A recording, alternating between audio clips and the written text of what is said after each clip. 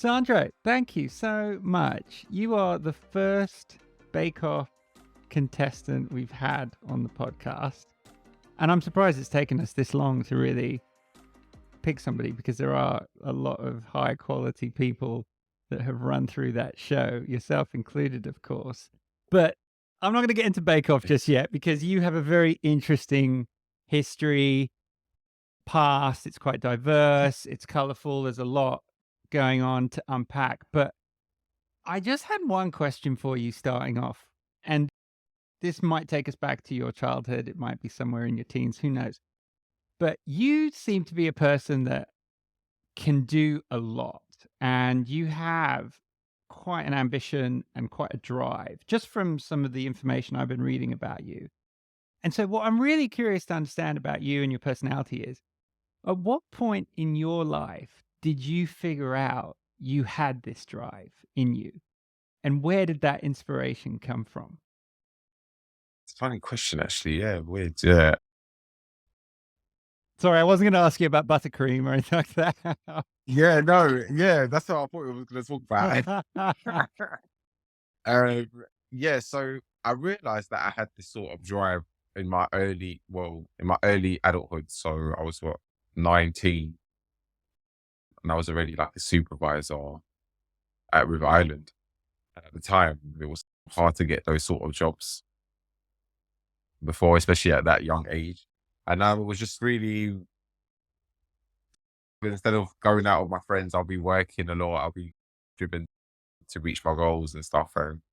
And yeah, so I realized around that time. But I grew up with my mum always doing everything. Like I would go to work with her sometimes in her old jobs where she used to be what's cleaner. I would go and help her with her jobs and stuff. So I was able to see what it is to put in a lot of hard work so you can have food on the table and a warm place and stuff like that. So to see her do it on her own when I was younger and work her way up and become a British citizen and raise us, and she's done a really good job. Yeah, that's my inspiration for like being driven and wanting to achieve and do well so I can give back to my mum. Do you know what I mean? Yeah. Yeah, She absolutely. sounds like an absolutely amazing woman. She is a mom. She's an amazing mom. Yeah. Oh, it's fantastic. And you've got, how many siblings did she raise? She raised, well, there's, well, it's well, she raised like four of us because we're Oh, so wow. mixed. Our dads sprinkled us around the world. But she raised about four of us. Yeah. That's incredible. You talk about how you used to bake with her growing up a bit, and maybe you were just licking the spoon, a bit like our son does.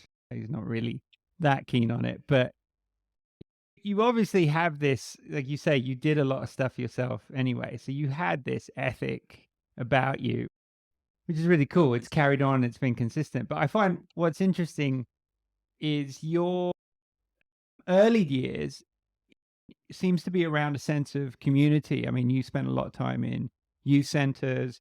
You found people who may or may not have kept you out of trouble at that time growing up in East London. Things were going to be hard for you.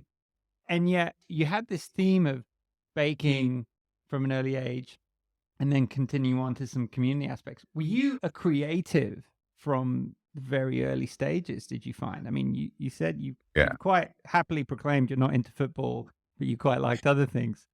So I'm just curious about you from the start, from the get-go. Were you a creative family, or is it just you that had that creative spark? Well, my sister's an actress and my younger brother is a game designer. So there is the creativeness in my family. My mum loves photography and paintings and stuff like that. So we do have, I guess, a creative family. But I've never been good academically. I've never really been interested in any like literature sort of type things. And in school, art was my sort of escape.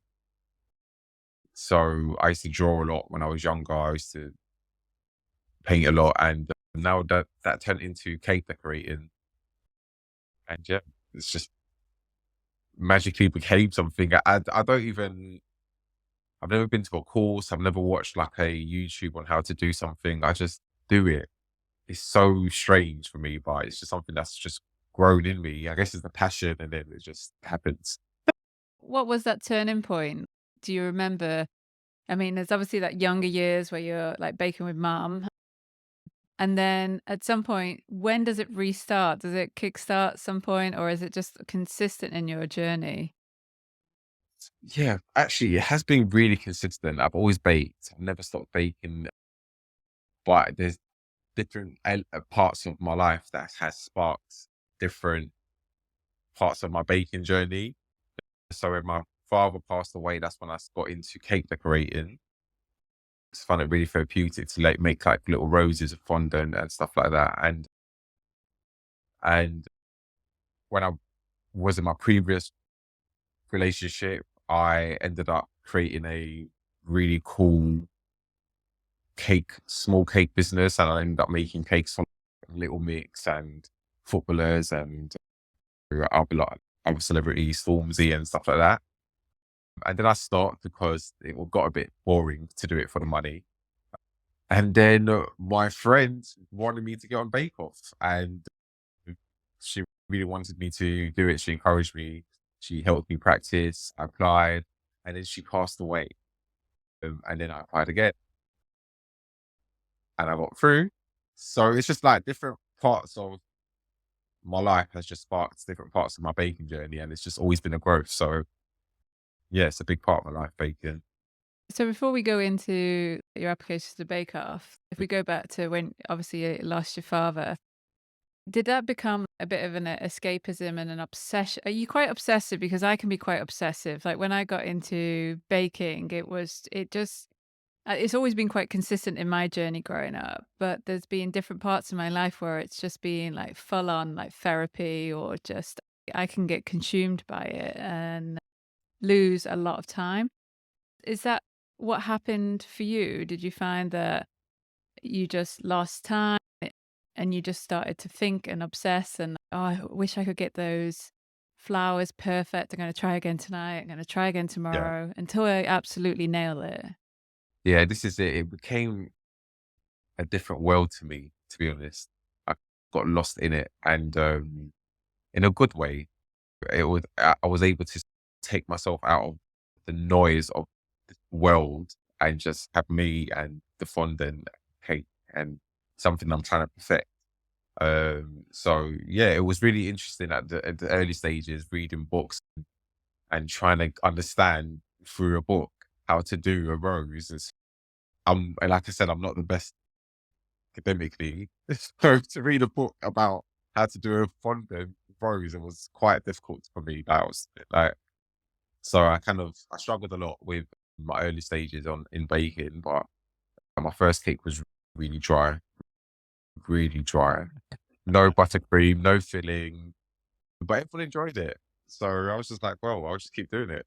Pretty cool Enjoying though, it. because like you had your own, as you say, cake business, and you went out to celebrities, and you managed to get cake in these people's hands. So give us a bit more color on this in your little business period there when you were running that, because that's something that most bakers would think, oh, there's no way I'm going to be able to figure out how to do that. I mean, you stepped into this, and you obviously had some kind of ambition or marketing to say, hey, I'm going to put a cake in front of this guy, and that will be really good for me, or I don't know how it came Yeah. about. And even how you get a cake in front of Stormzy. Yeah. So walk us through some of that. That's quite interesting. I mean, getting into the cake business I just got into it like any other home cake maker. It was, to be honest with you, no one was able to see the real side of it, or it was such a struggle. All of it, such a super struggle, because you're in a big competition with every other home baker, and there's tons of them, and yeah, you're doing it all on your own. So anyone that wants to get into it, you know, something that you would have to really think about and organize it well. because I was super young, so I did not have, the best management skills, organizing skills. I managed to sell things in Brick Lane Market, which was really cool. But again, it was so long ago, and it was just, I would not want to eat them now myself. But in terms of the celebrity cakes, I just thought, you know what, why not? It will get me extra likes on Instagram and followers, and more people buy my cakes. And I actually messaged Stormzy's management team asking if I could just make his cake, and they said yes, and so I did. Maya Jama actually dropped the cake, which made the whole thing go viral. So I got tons of followings and cake orders coming through from that. But it was really exciting to make cakes for these celebrities, and I feel like I should be doing that now. Like, I could probably get cakes given to them easier now, right? Yeah, exactly. It would be much easier. Do you think you got a bit burnt out just doing that for yourself then? Is that one of the reasons why you thought maybe I should stop? I'm losing that interest. Well, actually, yeah. To answer your question, yeah, I did get burnt out, and it was just a bit like, well, I don't really want to do it for one. I wanted to get on a bake off, and I knew I couldn't get on a bake off being a cake maker, so I stopped that years before I applied. And then, yeah, it was just really tiring. It's kind of hard to be like in your early 20s, and you're living on your own, you got your own place. Your income can't come from just cake making. That would be really tough. So I had to find a job. You can't do a job and then cake business. There's no way I did it. But sometimes I'm on 4 hours sleep and stuff like that. Can't survive like that. So How many years were you doing this, Sandro? the cake business, it was called Sandro's Cakery, and was going on for about maybe 5+ years. Wow. That's a long time. Yeah. Yeah, yeah. It was going really well, to be honest. Like I reached, like, at the time I reached 20,000 following, which was, to build up to that Okay. on your own, not being a It's still platform. very impressive today anyway. Yeah, yeah, it's pretty cool. I Wow. think it goes back to that ambition that you have, right? You're not the type of guy I feel like who would do something half or 70 or 90%. Like you're going to give it everything. And in Yeah, the luxury of your 20s, you can kind of go on 4 hours of sleep a few nights a week. Not for yeah. very But long, but yeah, it gets in the way of your other routine. But you've done a lot of interviews and you talk quite a bit about how you like to take care of yourself as well as that's an important aspect of your day to day. And that's obviously in terms of working out, whether it's skincare, whether it's your downtime for you. Had you always had that concept, even when you were doing this cake business? no, so I've always wanted to dress well and to look after myself in that aspect, but taking myself, like, self-care for me now is all about mental awareness, mental health, and the baking really was that for me. And because it turned into a business, it took the element of the therapy, of the me time, because I was doing it for the money. So yeah, it didn't really work out. Where I found more sense of self-care was is in my what's that, late 20s? I Yeah. can't say Yeah. late 20s. I'm not even 20 no more. In my 20s at all. So sad. In my late 20s, I found that because, you grow up, you kind of can understand what's more important. And, but now the skincare stuff, and I do quite a lot of things that are centered around making sure that I'm in a happy place. Yeah. It's important, right? Was it quite hard to close the business? Because you would have had a lot of customers and you'd grown it to a scale. And also, it's part of your identity after 5 years. Or did it just come to a point where you're like, I just can't do this anymore? Like financially, or you got a job? So I just thought, to be honest, some customers still come back to me, and I still make cake for them. I recently made one for a wedding, and she's always make cake, all the cakes for me for birthdays. So it was really nice to do her wedding. I mean, no, yeah, I just stopped it. I just couldn't do it no more. I had Yeah. to. My health. Well, and you also had that vision of being on Bake Off at Well, this some is point it. in your life, right? So you Yeah. can't, obviously, in the rules, you can't have your own cake business. So something has to give up there if you want to go Yeah. for that bigger thing. Yeah. But how did you feel after the first time you applied and you didn't get through? What was going through your mind then? Was it shrug it off and try again, or did it take you a Oh, bit more? definitely. Like, I was for sure gonna do it again because I got so close to the end of the audition process, and I knew that it was something that I'm supposed to do. So there was no doubt in me that I was gonna apply again. And when I applied, obviously I found out why I didn't get through. It was obvious to me, so I made sure I fixed all of that before I applied again. Tell us, what was it? But it's just where obviously I did do the celebrity cakes. My Instagram did have a high following, and if you're an amateur baker on Bake Off, you shouldn't be so out there. Although my followers were like, they were following me because I made a cake for a certain celebrity. They don't really care about what I do. At the time, that's how it was. So yeah, I just deleted everyone. I deleted every I have. Literally, I spent days, because you can only do 100 a day. So I spent days just unfollowing and removing people. I should Wow. just create a new Instagram now that I think about it. It would have been easier, right? Yeah, but I wanted to keep Yeah, something, but the you history know. would still be there. That's the problem, Yeah. right? You needed to clear the history, which is quite interesting. But this, I find it interesting. I realize we're jumping around a little bit here, but there is one aspect that I didn't get to ask you on is you spent several years as a nanny as your primary job, and you've been working in London. But what I find interesting about that particular job that you had, separate to retail, like River Island or anything like that, is that seemed to set the stage for a lot of what your personal mission is today. And we'll get onto some of those projects that you're working on now a bit later. But you have the patience and you have that desire to help, which for me, learning about you in this, from over the past year or so, if I was just to look at your social media and just get a picture of you and read about you in some articles or whatnot, I feel like it's very hard to get to who you are because there's so much of it that's just up for show because of how people want to put you in a stereotype. Mm. You're like the cool male baker out there doing your thing.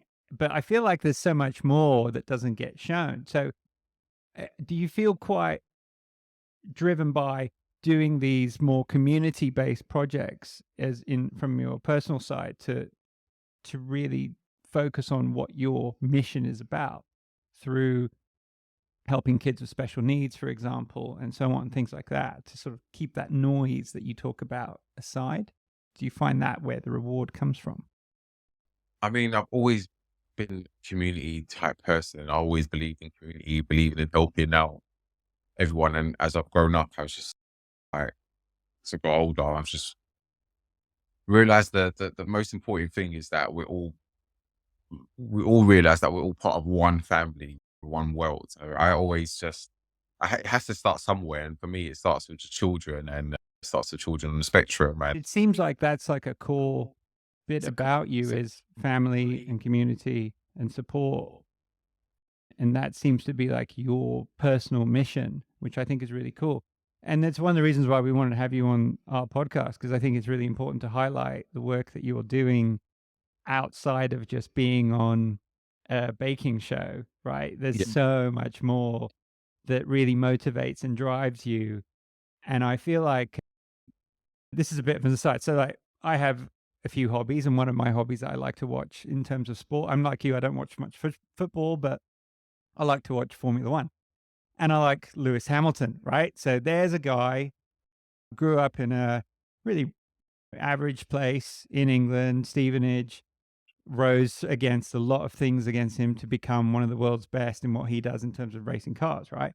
But I kind of see the common threads there in terms of him as a person. He's quite outspoken. He wears his emotions on his sleeve.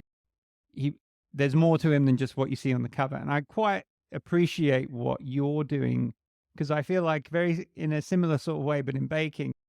Obviously, you've been on television, you've been, people have an image that they see of you, but there's so much more that you're trying to do, and I find that bit really inspiring. So that's the part that really motivates me to understand more a bit Yeah. about you and what drives you in that side. I mean, there's no point of working your way up, being able to provide for yourself and stuff like that, and not being able to help others. If I was doing it before I was on a platform such as Bake Off and got the following I have now, then there's no reason why I should not be doing it now, and even more so. Yeah, I just think we're all one. Just help each other. Say, share the love. I'm a bit of a hippie. Yeah. It's like peace and love to everyone. It's such a great attitude, though. I think it's Yeah. fantastic. So tell me, we get to lockdown, right? Yeah.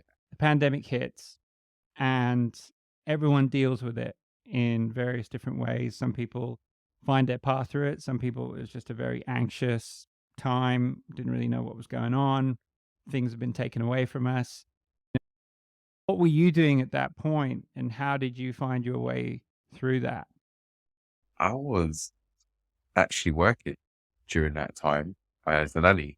So I was like non-stop working, and then I started feeling a lot of anxiety, like majority of the world. And then I got back into my baking and decided to start baking with people online. So I just opened up a little platform and decided, yeah, whoever else is feeling like this, jump online with me, come bake with me. And that's when I started my baking project for Baking on the Spectrum for the children that's on the spectrum. So that's what I was doing throughout lockdown and eating a lot of Doritos and sour cream dip. And I was really obsessed with what is that avocado dip called? Oh, Guacamole. Yeah, I was really obsessed with making yeah. guacamole. So that's what I was doing during lockdown. What You weren't the sourdough guy. You were doing the guacamole. I can relate to you with the baking because it's just a sense of control. So there's an outcome as well that comes out of it, that you get this beautiful whatever it is that you're making, whether it's bread or cakes or patisserie, etc. And you feel like you've achieved something in a time when it feels like you're out of control. It helps you feel in control of yourself.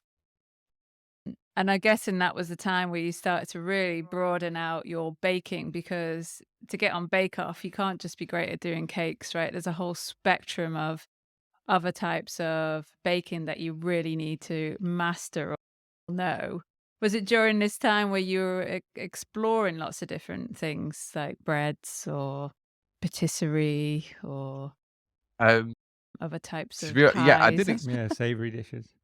Yeah, no, I did explore, as you said, breads and patisserie and stuff like that. But I'm not into it as much. I've got into still tray bakes and cookies and those sort of bakes where it's not so complicated. But for Bake Off, I practiced a little bit. If I'm honest with you, most of the things I made, I did not get a chance to test them out because I would always change things the night before, and I would literally change like the full recipe. So it was there. I had to think about to like practice in my mind and just hope for the best from very yeah. During that time where you're like starting off this initiative of bots, which is an incredible initiative. I'd love you to talk a little bit more about it as well. Where did you get the idea that other people would be struggling as well? Was that something that you were talking with your community and just finding out that, yeah, a lot of people were struggling? Or was it just like on a whim? All right, I'm just going to go live and just see who turns up tonight from there. There's no way that people weren't struggling. You know what I mean? You have to be a really unself-aware person to realize that the entire planet is like struggling at that moment. So yeah, it was super easy for me to jump online, and it didn't matter how many people joined. It's only like 6 of us, but those 6 people, it took one person out of those 6 people to help me think about something that can help then hundreds of people.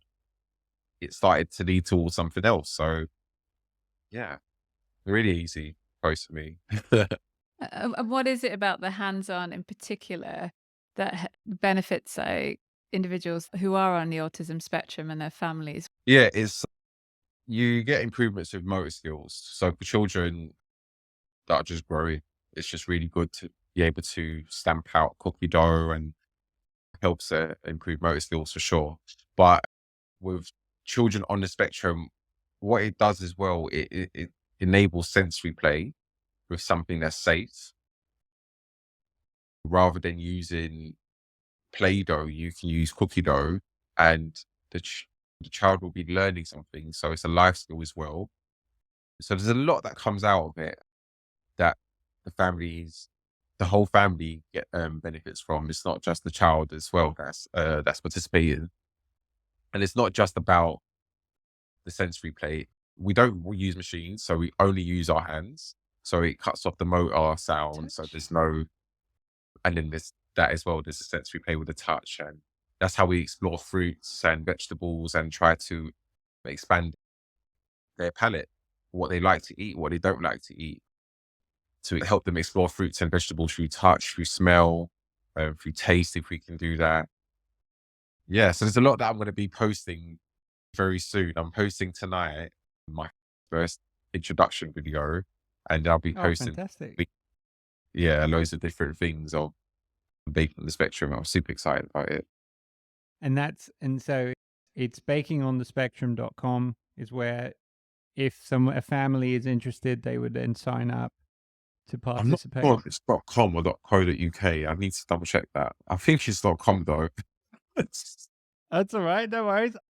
I think we can check that. Yeah. Yes. It is .com. It's .com. It is .com. All right, perfect. I've Yeah. got it. I've got it in front of me, so we're all good. That is life-changing for a lot of families as well. I'm not sure if you've started it or if the idea existed in the community before, but to raise that awareness. So that's what Bake Off has done, is helped raise awareness you can bring to that platform and actually share for those families and people who do have autism on the spectrum, like how important that is for them, or it's another outlet that they can do together as a family as well. Bake Off definitely put me on a platform and helped me push this narrative even further, that I want to be able to help people, and my management and PR team have been incredible with getting me the media that I need to get the word out. We've had so many submissions online. Over 200 families want to join, which is really cool because we're going to be able to provide a lot of things to them. And it's a 5-week program, and they're going to learn quite a lot. And I'm hoping that what they get most out of it is a lot of joy, because it is just our introduction program that we're doing. And I'm documenting the whole thing. I'm also going to schools to, I guess, test my theory out of baking and how it helps people with Yeah, autism. because I'm just thinking about our kids' school. There's very limited, primary school level education around like cooking, etc. Nothing So really. it's very limited. I think there's an after-school club. Yeah. If you think about what Joe Wicks has done for PE in schools and what he did during lockdown for that segment, it can also apply for what you're doing, is bringing another aspect and thinking about like cooking. It's something that we do all the time. Yeah. And like bake, and it's play as well. It's like fun through play. And you know what, baking with your mum or your family or whoever, you have fun, you talk, you engage. It's a bonding experience as well. A lot of the families, the parents, they are in shock of what their children can do because they already doubt it. Because it's hard for a parent to hear the diagnosis of their child and then to have to not really understand it, because, well, until you get that diagnosis, you don't go and read about autism. So you don't really understand it. And then you can't base alter what you read to be what the person is, because it's a spectrum and everyone is so different and so gifted in all different ways. So what I've helped a lot of parents realize is that your child can actually do things if you just give them the opportunity to do it. Remove the doubt Yeah. and just go for it.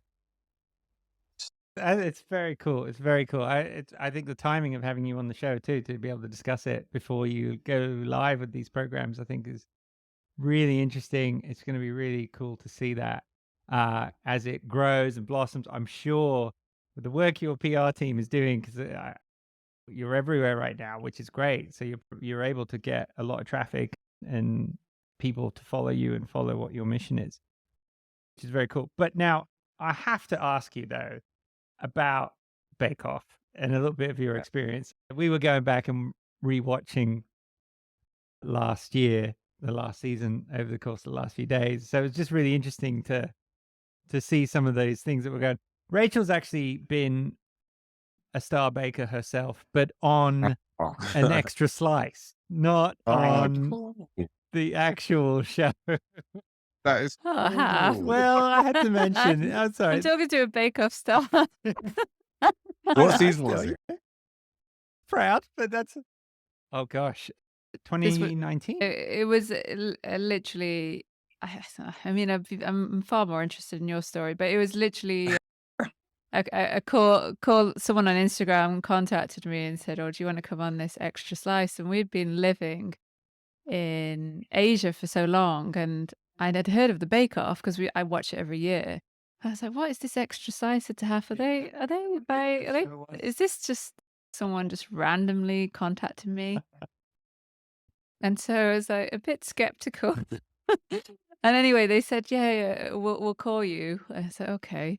And then a week before, she said, oh, you're going to come on. We want you to come on next week. She couldn't tell me what kind of theme it was. I said, listen, I don't bake everything. I just really make cakes, breads, and biscuits. But if it's patisserie, I don't think I'm the right person for you.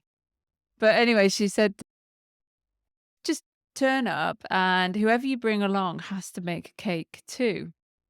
So that was half. So half had to make like his second cake of his whole life. I made this cake. We went down to the BBC studios and sat in on the extra slice, and it's a very long filming. I'm sure it's the same for Bake Off, right? Yeah. And sat there for 6 hours, hours right? for We couldn't half leave an the hour. studio at all, not even go Yeah. to the toilet, nothing. Yeah, and anyway, at the end of it, it's tongue in cheek, right? It was Tom Allen, and he said, "Oh, they gave me like the Bake Off Yeah, for the extra slice." for no reason whatsoever, just to pick So, somebody a random. very, very like limited exposure to the Bake Off. But I'm more interested in your experience and That is of fun, though. how it's random.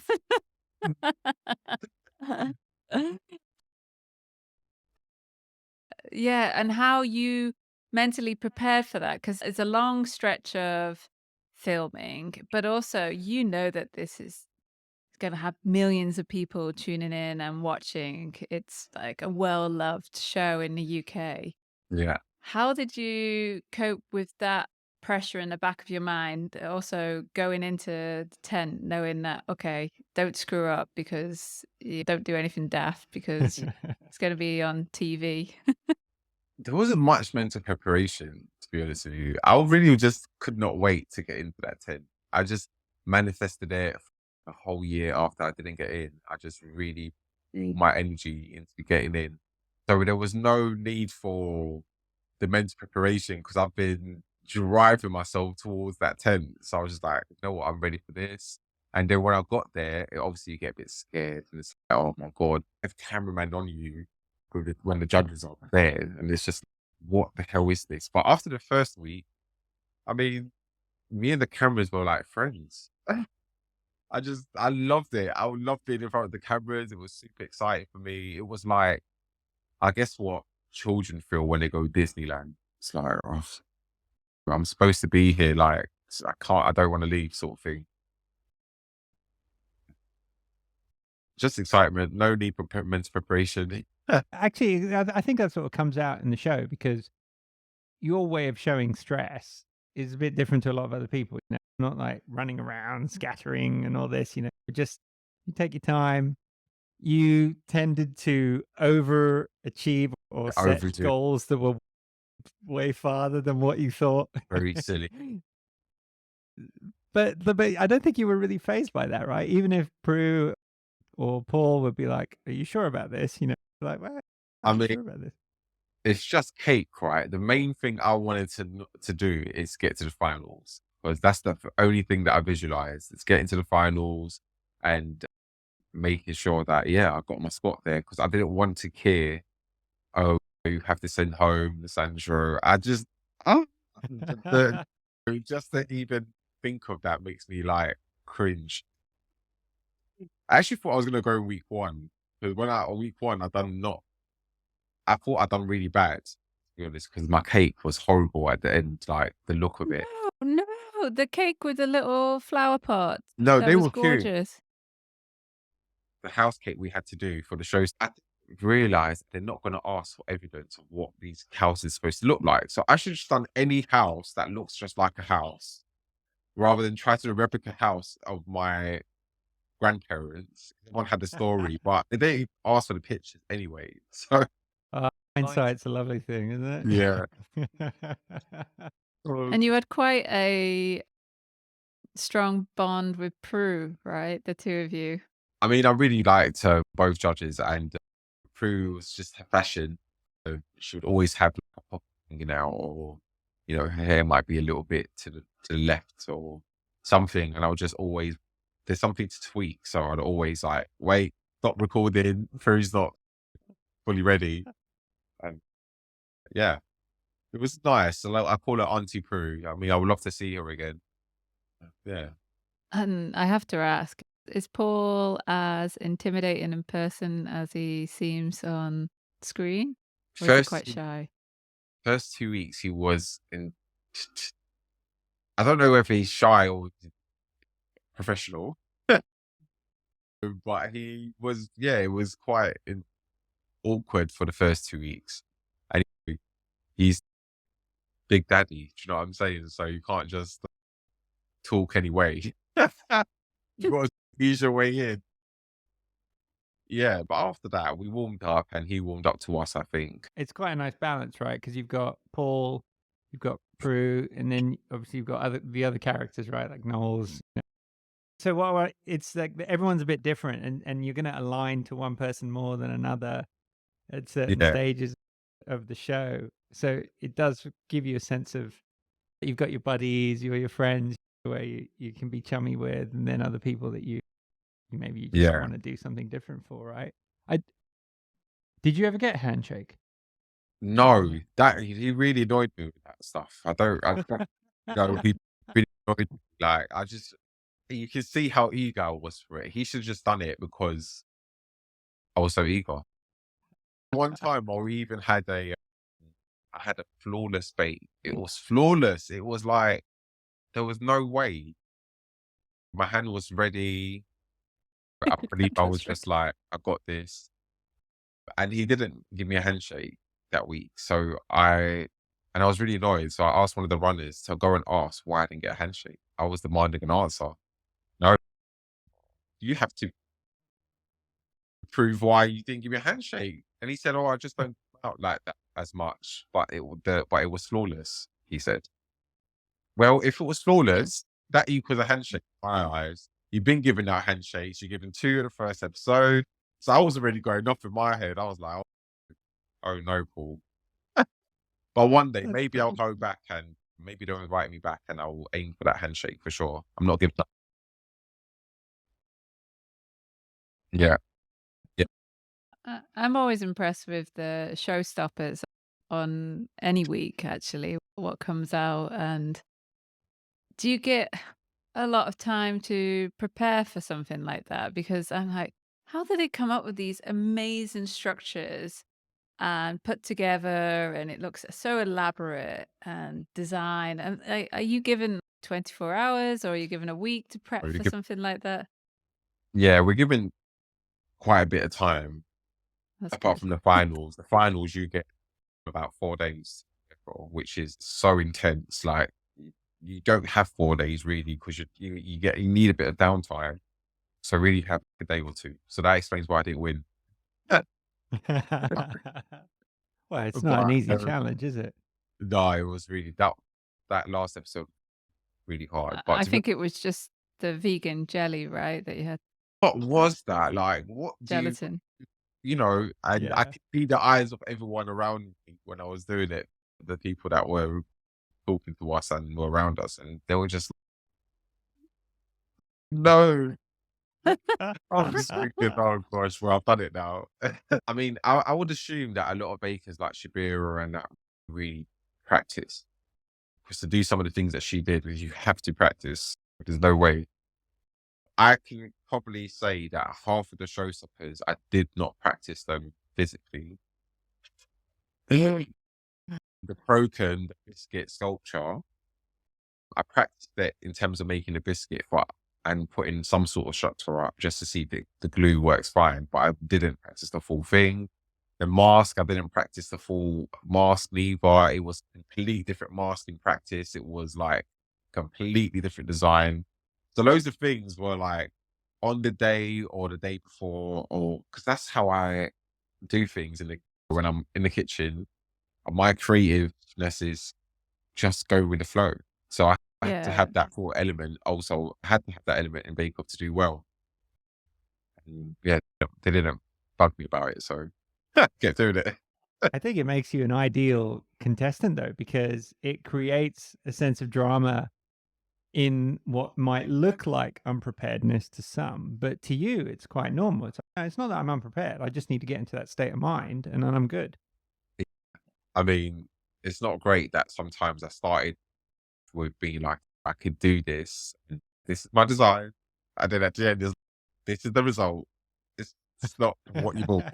Yeah. But I find that's quite similar for a lot of creatives that we've talked to on the podcast as well. Like you're either someone who visualizes it, put it down to paper, or sketches it onto an app, and you keep to that design, or you fall kind of into another camp, which is I just need to go with the flow because if I've already sketched it, it stagnates the design. You don't feel like you can actually be creative and let that inner creative out. I certainly fall into your camp where I like to just go with the flow. It's a much better result for me rather than a design that I have to keep to. I much prefer just to go, all right, as long as I know what I'm doing, then I'll just see what the outcome is. Even if I practiced it once, it won't look the same the next time. Yeah, it doesn't. Yeah. There's some things I made I was real shocked.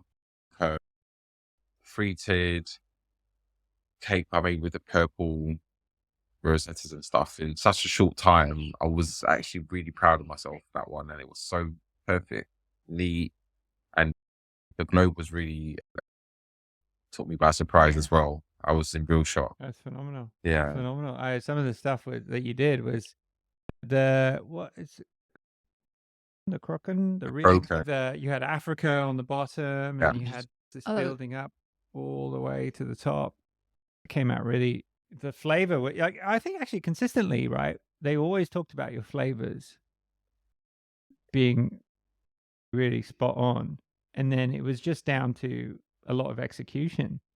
Yeah. That's such a pressure-filled environment. A lot It's down to hard. promising. I overpromised a lot. That's the problem. I should have focused on what the task was.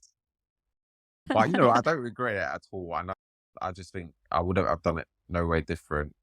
If anything I would have done Absolutely. different would have been I would have had more fun. I mean, I had a lot of fun, but I would have had even more fun. Knowing now that Yeah. it's over and done with, it's really sad. I mean, you'd like visualize. I find this fascinating as well. This had been like a goal for you for probably over a decade, right? To get onto, or less than a decade, to get onto the Bake Off. And then in that year leading up to it, you had actually visualized you getting to the final, right? So you had manifested this, right, to get there. And then afterwards, how did that feel? Like you'd got all your life goals to that point, and then all of a sudden you're like, all right, this is like mental. What's going to happen next? I mean, obviously go into this crazy level of success and fame and attention that comes post Bake Off, and you ride that wave, which you've been riding over the past year. I mean, how does that feel first post Bake Off? And have you started to put yourself these new goals for you that you want to reach? Um, I mean, yeah, post Bake Off has been amazing. There's been no like, it's been a real journey. I will say that it's not the easiest journey, no matter how far you've got on the Bake Off and no matter how much success you've got outside of it. I think all of us in my whole group, we've all had some sort of struggle in this journey post Bake Off. Myself, it's been really great. I mean, I've had some really amazing moments. I mean, I get to go to premieres and loads of red carpets, which is always nice, and to have that glam part of life and meeting amazing celebrities that would, and working with really great brands. But I've been blessed enough to work with really cool brands like Google and can't remember so many, River Islands, Seven Up, Magic Mix. Magic Mix. Has been really awesome. So yeah, post Bake Off has been a really cool journey, but you do get those down times where sometimes things are really stressful, frustrating. It is something that, you know, for me, because I've got quite a lot of success out of it, no one gives you a book on how to manage life out after you build your way up and how to be. So I'm learning a lot. I'm learning a lot right now on just how to be, how to take care of ourselves, and yeah, and just seeing what I want to do, because there was something I was going to do which I definitely can't talk about, and I am working on something at the moment. I am writing a book which is soon going to be announced as well. I actually saw that online at a online bookshop And Water's coming out I next saw year. that yesterday. Yeah, I saw that yesterday as well, and I sent it to management. I said, "Is this right?" I mean, we're not it's like announced or it's anything. got the publication. I was going to ask you about it actually, and it Yeah, has the I mean, title and it has the publication date. So yeah, congrats to that. I guess so. I guess so. I'm not going to ask if you've written it yet, but I'll just say congrats, right? Yeah, yeah, thanks. That's a Do shock. you find it though, like the post Bake Off? I mean, you're lucky. You've got family nearby. You can lean on your family. You're quite close to them. But if you didn't have that family around, would you find it quite a lonely spot to be in because you have to distance yourself from many things because it's a bit of a new change in your life? Yeah, I mean, even with having family around, you can't take your family everywhere. So when there is those weeks where I'm like traveling to different spots for work, it does get lonely because, well, I'm in like a hotel on my own. And then when you get home, you don't really want to go see anyone. So it does get a bit like, because that's, for me at least, I'm someone that is an introvert in a way, believe it or not. So I have to force myself, and it does come natural to me to socialize with people and whatever, but it's still not, my first instinct is actually to be like a loner, do my own thing in my kitchen, baking, listen to music, sort of thing. So Is that how you recharge? Is that that you come back charge, in yeah, and That's your bake? Because recharge. I mean, your cakes that you're putting out that I see on your social media are absolute. I mean, they're structural works of art. They're just incredible. They're not small. They are I like know. massive yeah, structure. And I'm thinking to myself, is this an outlet for you? Because you have to go out to the world and expend a lot of energy, and then do you come back and just yeah, recharge and nourish yourself in that way? yeah. You have to find a quiet time. I go out there and I speak to so many people when I'm like going to these events and stuff like that. And you need those quiet moments where it's just you and whatever you're doing. And to throw myself into a cake project, like I'm currently doing a Beyonce cake, another one, because she had another, The first one was yeah, amazing. she Yeah, has a new outfit that was that's brilliant. like full of colors. It's full of color, and it's really amazing outfit. So I'm going to do that in cake as well. I've got it carved out in the fridge, so I'm super excited about that. Set yourself that project. Like, do you say, all right, I'm going to do this, like this challenge, or is it something that other people are telling you to No, do, or your audience or your it just management? happens. I just do it. I think about it. And I'm like, yeah, I'm going to do that. I don't ever. I'm lucky enough that I don't have to. I can just bake for Instagram, and I'm okay. So no one has to really guide me in terms of like my baking. I get to just be creative and just show my skills. And that's all I really wanted to do. Really. Yeah. But I'm actually going to start my cake business again because a lot of people do ask me, oh, if I can make their cake. I just will do it in a balanced way where it's not like a shop or anything. I do it very limited. But it gives me an opportunity to then create more. I'm seeing that as a way to create more designs that other people can think of rather than making money from it, if you know what I mean. Yeah. I think it's the dream way of doing it, right? Because you get to set the rules, you get to choose the clients, you get to dictate the cake Yeah. in many respects, and you'll get to use the content to put out there, and you still get the therapy from it too. I feel like it's the best The approach. kind of win.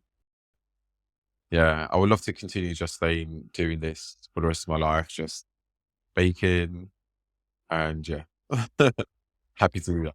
Oh, I don't know. I don't know, Sandra. You're a very ambitious person. Like, I Yeah. think that you're probably gonna go throw yourself into dance next, and we'll see you on Strictly. There you go. Oh my gosh. If you only knew I was so scared. I'm fully expected to visualize it next year. Yeah, I definitely have to do a lot of manifestation right now. Yeah. Do you know what? In terms of TV work, I would love to go back on telly and continue doing some stuff. I have some YouTube series coming out. I'm piloting a documentary and a talk show. So let's see. Let's see. Well, actually, that reminds me. I mean, you've done a stint on Lorraine, Yeah. Yeah. right? You have a weekly that you were doing there. But how did you find that? Lorraine was amazing.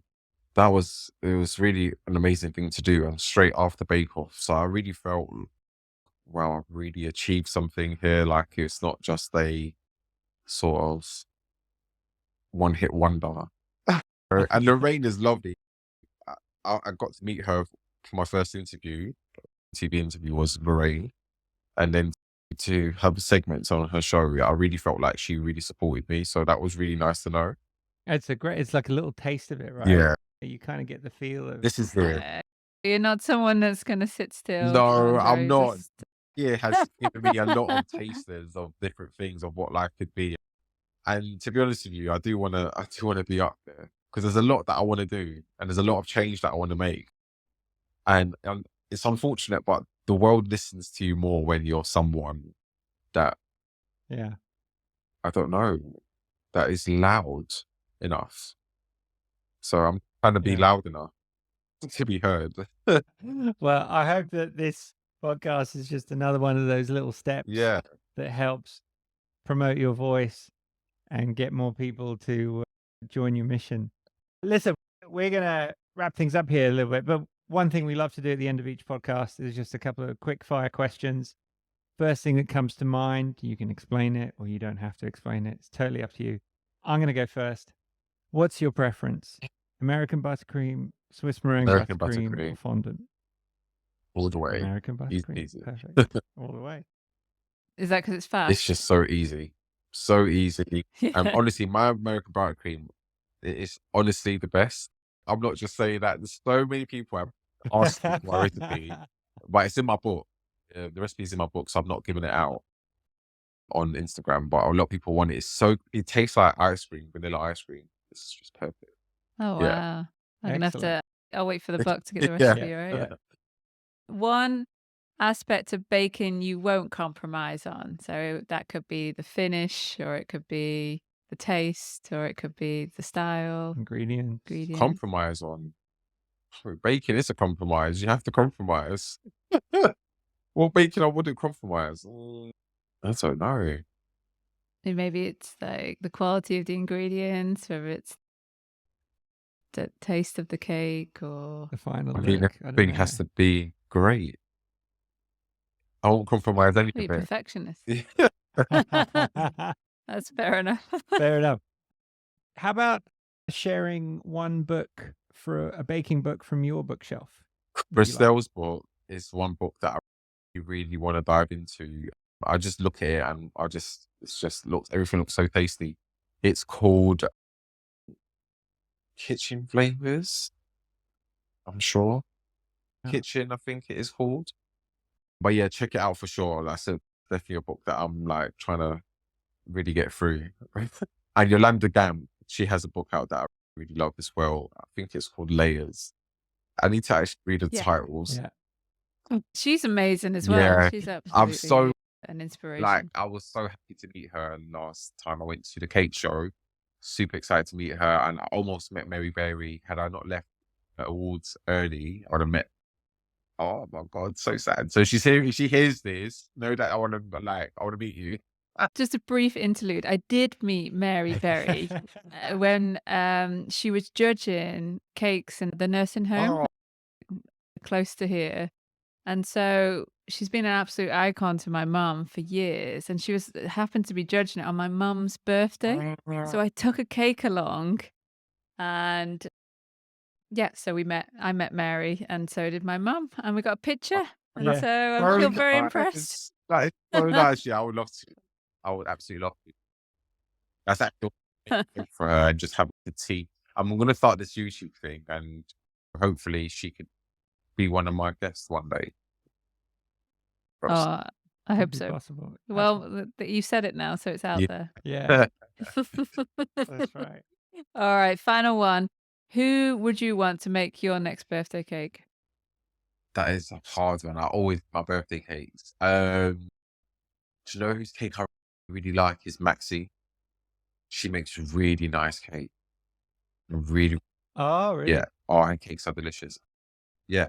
She actually was going to bake my birthday cake this year, but I wasn't in the country. It's fine. You never know. Excellent. Oh, Sandro, that's brilliant. Thanks so much for coming on, All right. Then. having a good chat with us. Really appreciate it. Yeah. So good to sit down and chat with you. Thanks for having me.